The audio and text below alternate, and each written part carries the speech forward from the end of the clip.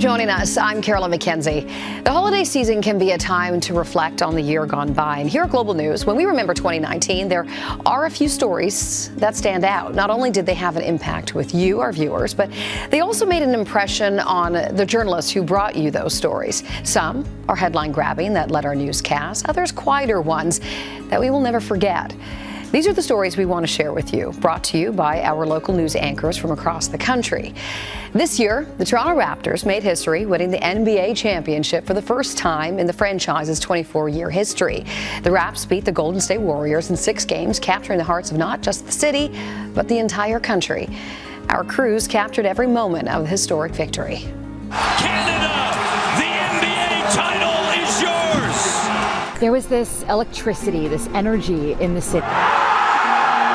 You can't even describe it in words. We are NBA champions. It was surreal. It was unbelievable to actually say it, to say it out loud. The Toronto Raptors defeat the Golden State Warriors. To this day, I say it like I watched the Raptors games. We're the champions. The mayor was steps away from us. All of us in Jurassic Park started to jump.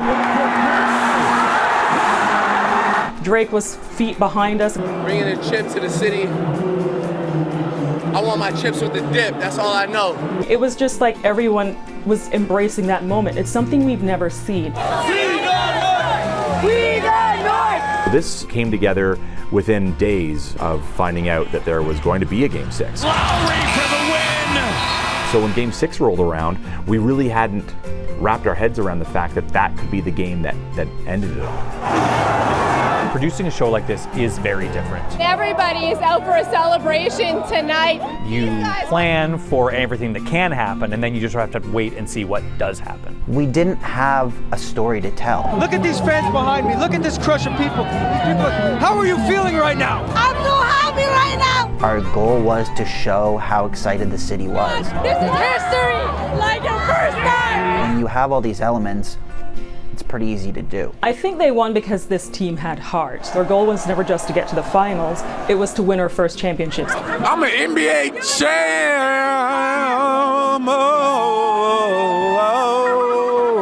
We are champions.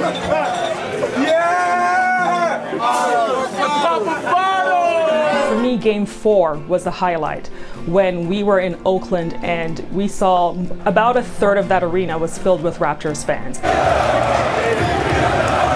Just all flying in because they wanted to show their support, and they took over that arena like it was their own. Everyone had kind of their own stories to share.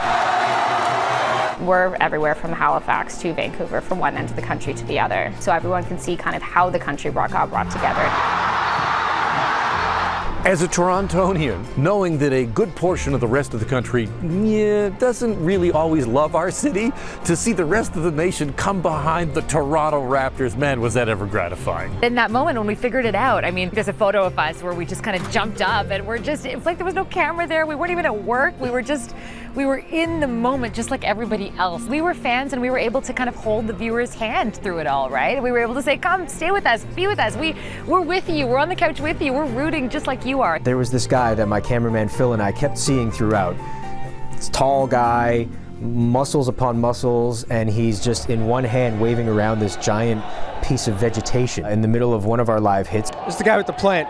That's it, we gotta go get him. We gotta go get Plant Guy. Hold on a second. We chased him down and... Phil, can you keep up with me? All right, this is my shot. Plant Guy. So I grabbed him by the arm. I'm like, what's with the plant, man? Where'd you get that? It's a housewarming gift for Kawhi. I didn't think it would blow up the way it did. I just sort of thought that was pretty funny. Well, when you see him, tell him I got a housewarming gift. Tell him I love him. I've never had anything get that amount of attention in 14 years of being a reporter. Our game stories, which we posted right after the final buzzer. X scored this many points, Leonard did this and all that stuff. They actually did really well. Some of them even kind of top 500,000 page views. It was nice to see that our global kind of readers wanted the fan and the fun stuff, but also kind of wanted the analysis at the same time. So that was probably the most surprising, but a good surprise. Toronto's never seen anything like this. Never. There's never been anything like this. There's never been anything like this, yeah. for a show like this, everybody has to be on their A game, and we certainly had that in this case. We're right in the thick of things, and just hear them. They are absolutely wild right now. Everyone was completely on top of the story. Everybody's excited here for it. Yelling out what was happening. I'll let you take a listen here to what's happening here, guys. Let's go to this, let's go to that. I was a kid then, but now this is global, man. Everyone loves it. This is global. That's how these shows work best. It has been such an exciting year for the Raptors. Going through it from day one, my first game, to what we saw here. What do you think? You think we're going to see this again? I don't think it's outside the realm of possibility without Kawhi. And have fun with it.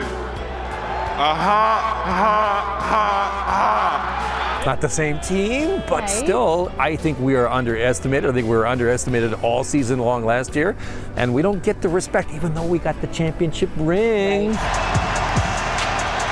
I think maybe we might have to repeat, do it as Drake says, back to back.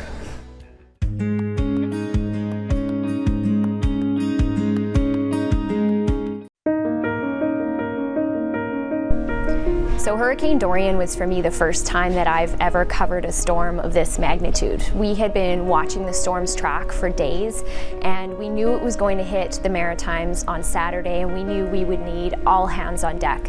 I remember, getting ready to come into work, making sure I had all my gear and everything was ready to go, extra, garbage bags and different things that you don't know what you're going to come into with a hurricane. I'd never covered a hurricane before, so it was a bit of excitement kind of off the bat and a little bit of maybe nervous excitedness, I guess you could say.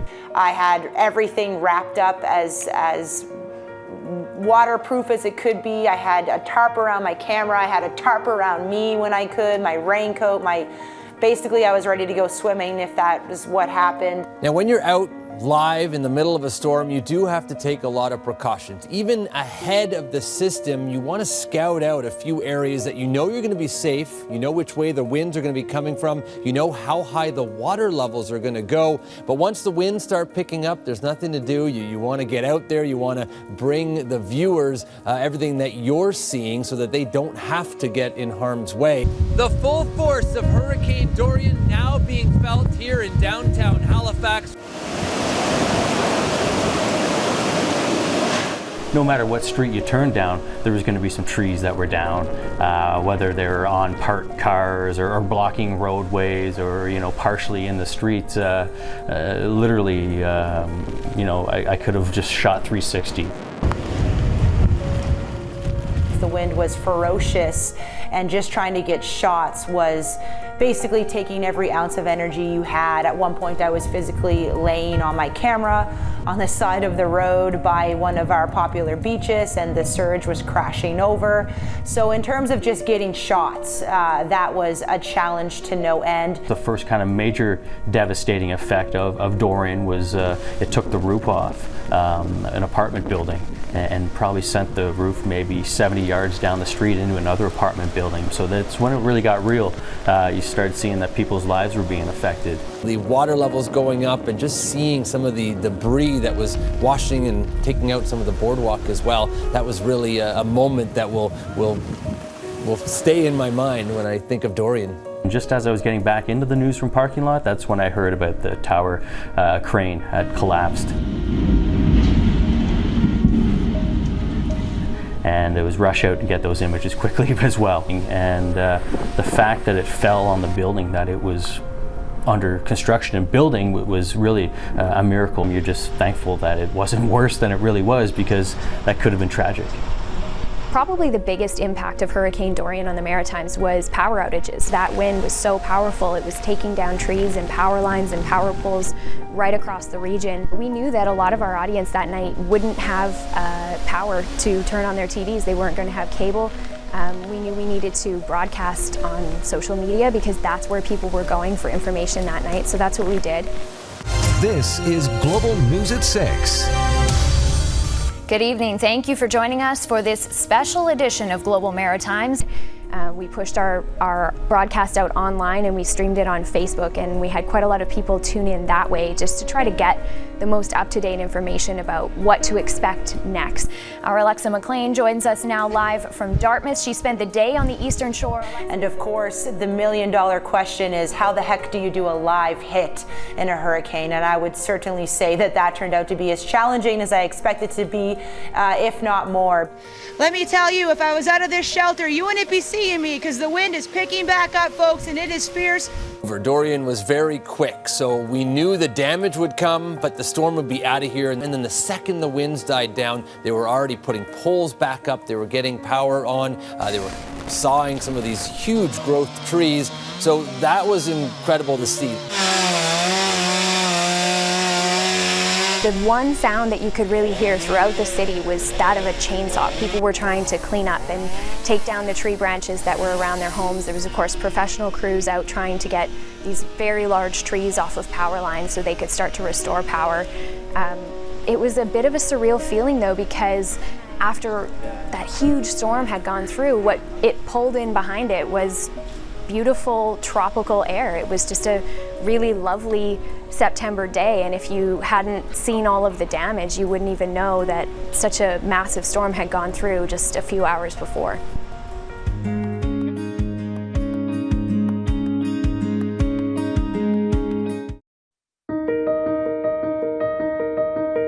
The first thing I remember thinking about, and I'm sure it was a feeling shared by many Kingstonians, how can this happen here? It was very traumatic, and it really shocked the city to its core.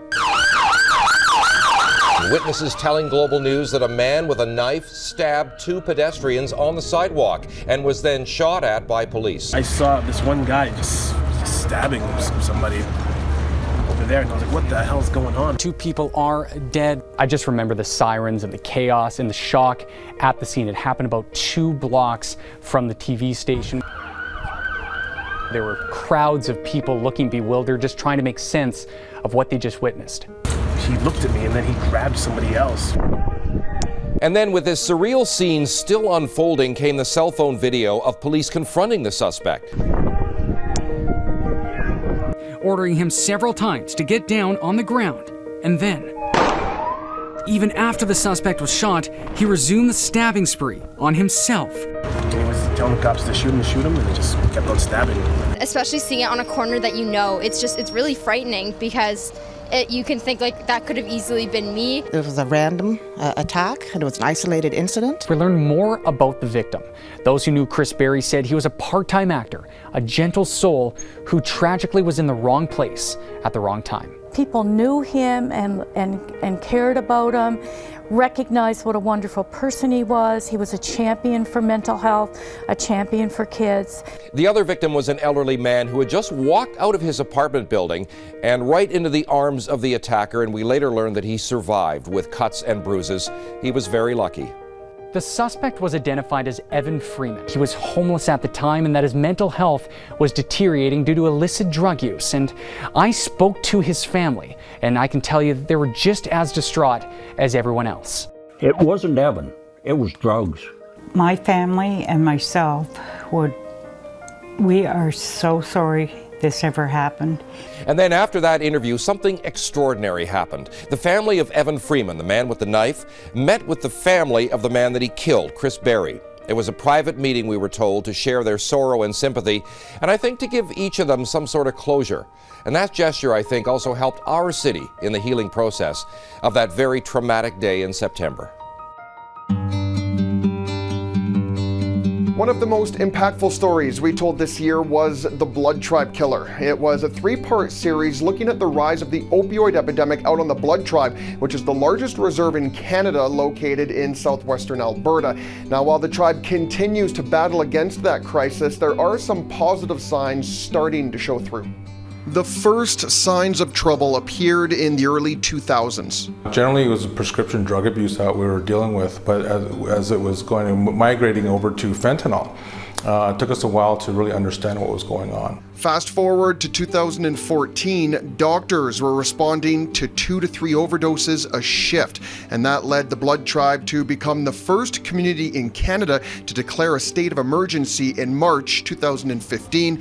The crisis continued to grow, but in 2019, signs of optimism. In 2018, we had 365 overdoses with 6 deaths. And 2019, we've had under 102 deaths.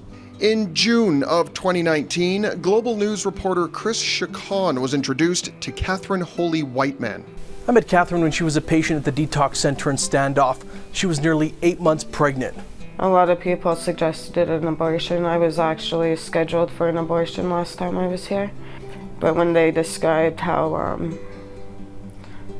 they'll be pulling my son out and I'd be responsible for the remains and either giving him a funeral or a cremation, I just didn't have the heart to do that. So I backed out of the surgery and figured I'd give him a chance at life. In July, little Dimitri made an appearance.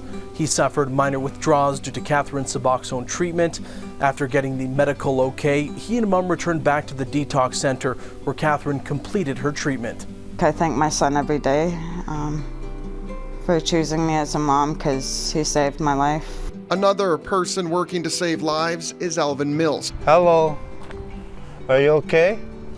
Alvin battled addiction for most of his life, but after completing detox and treatment, he's now helping others fighting similar battles. Alvin's foundation of hope connects with those at risk, providing meals, a kind word, and sometimes crisis support. He's by the courthouse here, and he doesn't have any shoes. Thankfully, in this case, the man was okay. Back on the reserve, officials are concerned about the future of their detox center. It's only funded until December 2020, and during a summer tour of the center, a government minister wasn't making any future promises. Our government is committed that we work together with our community partners, hopefully find solutions that can invite lots of participation. If we close down, we're going to see more overdoses, we're going to see more broken families, we're going to see more children in care, we're going to see the funeral homes making lots of money off of us. While they continue to wait and hope for future funding for the center, those on the front lines out on the Blood Tribe will continue their fight against the Blood Tribe killer.